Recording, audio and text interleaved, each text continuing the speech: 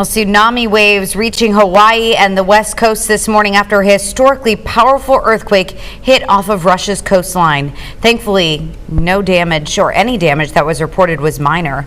The warning, however, did throw a temporary wrench in the travel plans of some Arkansans visiting the state. That's right. Mike Rogers tells us what the moment was like when they got the tsunami warning and how things are now.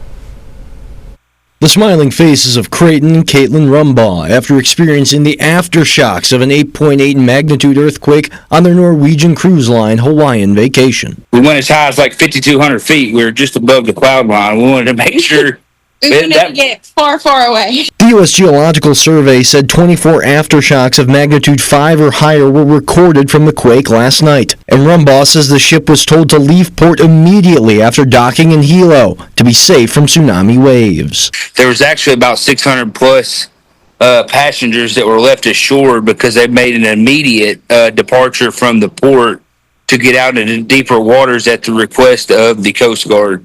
Rumbaugh says they were alerted of earthquake-induced waves that hit the island around 7:40 and 9:10 last night, but says they received an alert from their cruise line that the National Weather Service canceled the tsunami warnings, only after the couple spent the night in their rental car and finally returned back to the cruise ship. People were sleeping on the bleachers at the high school gym and, eventually resorted to sheets of cardboard that we kind of scrounged up. Rumbaugh says some of their fellow cruise-goers even slept in tour buses provided by the island. When we just walked back on, it was like everybody was cheering for us and saying, welcome back. They had water. Safe and thankful. Creighton Rumbaugh says the biggest disappointment was missing his tee time at the Monolani golf course scheduled for today due to the advisories. But it's since been rescheduled, and their honeymoon is back on. Hopefully still going to get my 18 holes in. That was my biggest excitement about this trip, not only the honeymoon, but the fact that I was going to get to play 18 holes of golf in Hawaii.